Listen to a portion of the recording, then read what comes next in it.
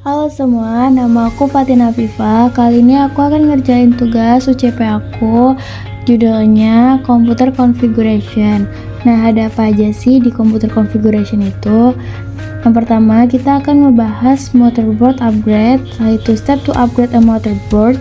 Setelah itu kita akan ngebahas juga CPU upgrade, lalu storage device upgrade, lalu ada peripheral upgrade, dan yang terakhir itu kita akan bahas power supply upgrade. Nah, yang pertama kita akan membahas motherboard upgrade. Nah, komputer itu membutuhkan peningkatan berkala karena berbagai alasan seperti kebutuhan pengguna berubah, paket perangkat lunak yang ditingkatkan membutuhkan perangkat kelas baru, lalu perangkat kelas baru menawarkan kinerja yang lebih baik.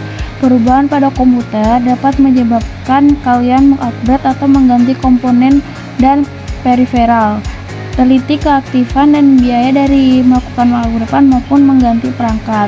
Jika kalian mengupgrade atau mengganti motherboard, pertimbangkan bahwa kalian mungkin juga harus mengganti komponen lain termasuk CPU, heatsink, dan rakitan kipas serta RAM. Motherboard baru juga harus muat di dalam casing komponen lama dan power supply harus dapat mendukungnya. Nah, yang kedua kita akan membahas step to upgrade a motherboard. Sebelum mulai peningkatan atau mengupgrade, pastikan kalian mengetahui di mana dan bagaimana semua komponen terhubung. Untuk langkahnya, yang pertama, catat bagaimana power supply, kipas casing, LED casing, dan pemotor casing terhubung ke motherboard lama. Yang kedua, lepaskan kabel-kabel dari motherboard lama. Yang ketiga, lepaskan kartu ekspansi dari casing. Keluarkan setiap kartu ekspansi dan letakkan di dalam kantong antistatik atau di atas alas antistatik. Yang keempat, catat dengan hati-hati bagaimana motherboard lama dipasang pada casing. Yang kelima, lepaskan motherboard lama dari casing. Yang keenam, periksa motherboard baru dan identifikasi semua konektornya seperti power, SATA, fan, USB, audio, konektor panel depan, dan lainnya. Periksa I/O shelf di bagian belakang casing komputer dan ganti I/O set lama dengan yang disertakan bersama motherboard baru. Yang kedelapan, masukkan dan pasang motherboard ke dalam casing. Selanjutnya, hubungkan power supply, kipas casing, LED casing, panel depan, dan kabel lainnya yang diperlukan. Setelah itu, motherboard baru terpasang dan kabel-kabel terhubung, pasang dan kencangkan kartu ekspansi. Nah, yang ketiga kita akan ngebahas CPU upgrade. Salah satu cara untuk meningkatkan kemampuan komputer adalah dengan meningkatkan kecepatan pemrosesan. Kalian dapat melakukannya dengan mengupgrade CPU, namun CPU harus memenuhi persyaratan yang tercantum pada gambar. Peringatan guys, kalian harus mengaplikasikan Thermal Compute di antara CPU baru dan heatsink serta rakitan kipas. Untuk memasang kipas tambahan dalam casing guna membantu mendinginkan komputer.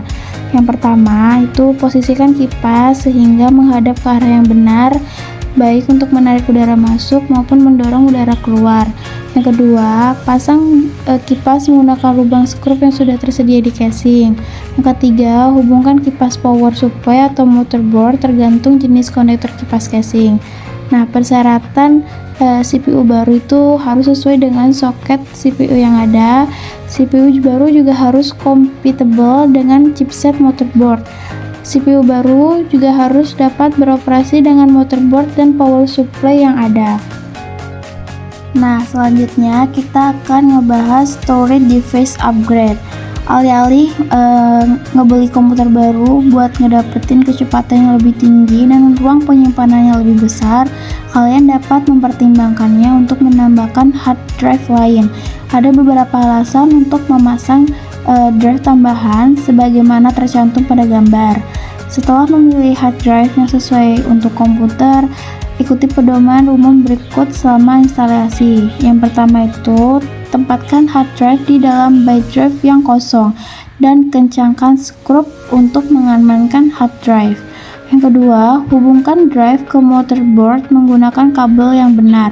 Yang ketiga, sambungkan kabel daya ke drive.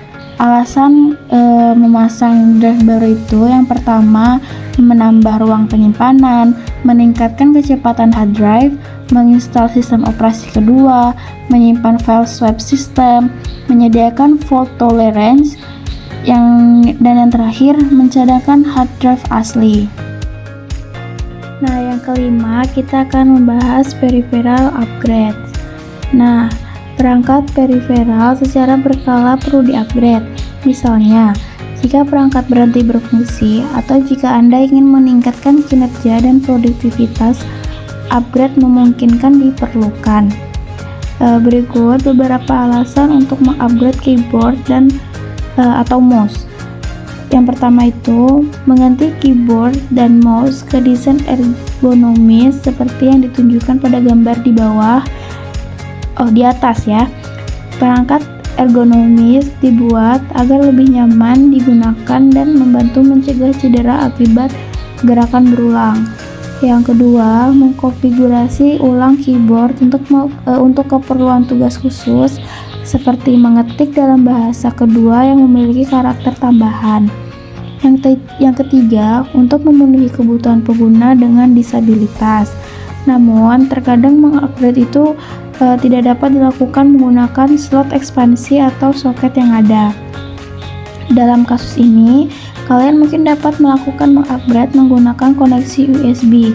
Jika komputer tidak memiliki koneksi USB tambahan, Anda harus memasang kartu adaptor USB atau membeli USB hub seperti yang ditunjukkan di atas.